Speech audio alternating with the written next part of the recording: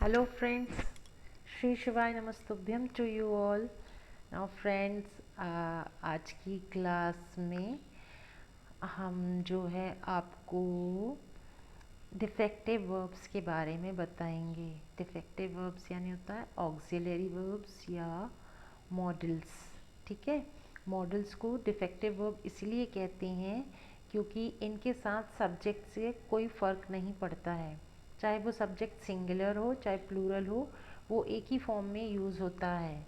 ठीक है, और इसलिए इसे डिफेक्टिव वर्ब कहा जाता है। और ऑक्सिलरी वर्ब इसलिए कहा जाता है क्योंकि ये एज अ हेल्पिंग वर्ब भी यूज़ होता है, सब्जेक्ट के तुरंत बाद लगता है। जैसे आई के आई कैन, ठीक है, I can sing a song, we can sing a song. ठीक है, इस तरह से ऐसे बताते हैं। जैसे हम यदि सिंपल सेंटेंस में बता रहे हैं तो हम आई के साथ एम यूज़ करते हैं और वी के साथ आर यूज़ करते हैं। ठीक है, लेकिन यदि हम मॉडल के रूप में यूज़ कर रहे हैं तो मॉडल में हम आई के साथ कैन यूज़ कर रहे हैं, तो वी के साथ भी हम कैन ही यूज़ कर रहे हैं, उसमें कोई चेंज नहीं कर रहे हैं, है ना।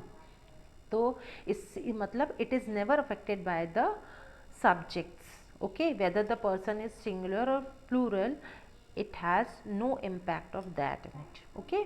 Therefore it is called defective verbs also, and auxiliary verb भी कहा जाता है। auxiliary verb इसलिए कहा जाता है क्योंकि just after subject इसका यूज़ होता है। ठीक है, सब्जेक्ट के तुरंत बाद इसे लगाया जाता है, इसलिए इसे ऑक्सिलरी वर्ब भी कहा जाता है। ऑक्सिलरी वर्ब यानी होता है हेल्पिंग वर्ब। ठीक है, तो मॉडल्स जो होते हैं, models are the defective verbs और auxiliary verbs. Okay, they give important important impact to the sentence. ठीक है, इसमें जो है बहुत महत्वपूर्ण प्रभाव डालते हैं सेंटेंस में, इसीलिए इसे मॉडल्स भी कहा जाता है।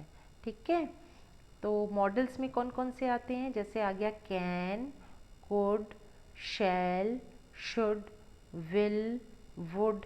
ठीक है, need, used to, used to. ठीक है, मस्ट। तो ये सारे जो रहते हैं, ये सब जो रहते हैं वो मॉडल्स रहते हैं, है ना। तो ये सारे मॉडल्स जो रहते हैं वो हम सेंटेंस में यूज़ करते हैं। तो हम सारे मॉडल्स एक साथ तो पढ़ नहीं सकते हैं, है ना। तो आज की क्लास में जो है हम आपको कैन का यूज़ बताएंगे। आई will be telling you the use of model can. ठीक है, जो मॉडल कैन है जिसका हम यूज़ करते हैं, वो किस तरह से हम अपने सब्जेक्ट में, मतलब अपने सेंटेंस में हम किस तरह से उसका उपयोग कर सकते हैं, वो बताएंगे हम आपको। ठीक है, तो जैसे कि देखिए आई के साथ आप जो कैन जो मॉडल रहता है, ये हमेशा हमारी कैपेसिटी को बताने के लिए यूज़ होता है। कैपेसिटी यानी हमारी क्षमता, हम जो कार्य कर सकते हैं। ठीक है, जिस कार्य को हम कर सकते हैं उस कार्य को बताने के लिए इसका उपयोग किया जाता है। ठीक है, तो कैन का यूज़ बताने के लिए इसे यूज़ किया जाता है। तो कैसे अपन कर सकते हैं इसका यूज़, देखिए जैसे आई के साथ कैन। अब जैसे मुझे बोलना, हम सिंपल सेंटेंस ले रहे हैं, जैसे कि हमने ले लिया अपना लैंग्वेज का ले लिया। ठीक है, हम कौन सी लैंग्वेज बोल सकते हैं कौन सी नहीं बोल सकते हैं उसका लिया अपन ने। ठीक है, जैसे मुझे बोलना है कि मैं इंग्लिश बोल सकती हूँ, तो हमें बोलना है आई कैन स्पीक इंग्लिश।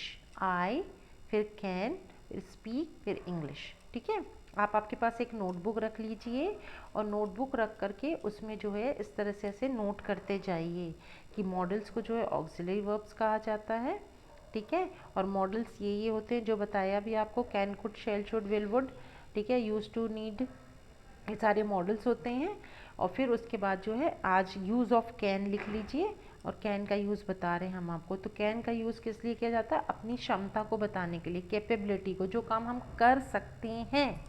ठीक है, उस कार्य को बताने के लिए हम कैन का यूज़ करते हैं। The work that we can do, just to tell about that we use modal can.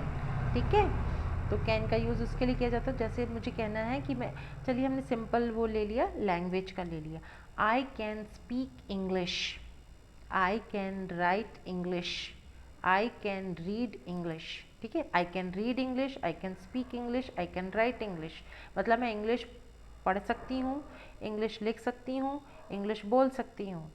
ठीक है, ये बताने के लिए जो है अपन कैन का यूज़ कर रहे हैं, अपन ने सिंपल लिया। यदि अपन को बोलना है कि अपन कोई भाषा नहीं बोल सकते तो अपन कैसे बोलेंगे, I can not speak Tamil, I can not right Tamil, I can not read Tamil.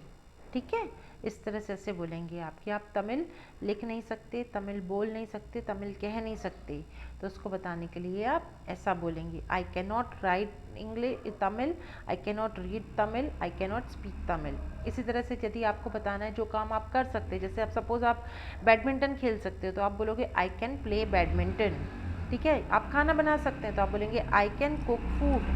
ठीक है, और यदि आप कह रहे हैं आप गिटार बजा सकते हैं तो I can play the guitar.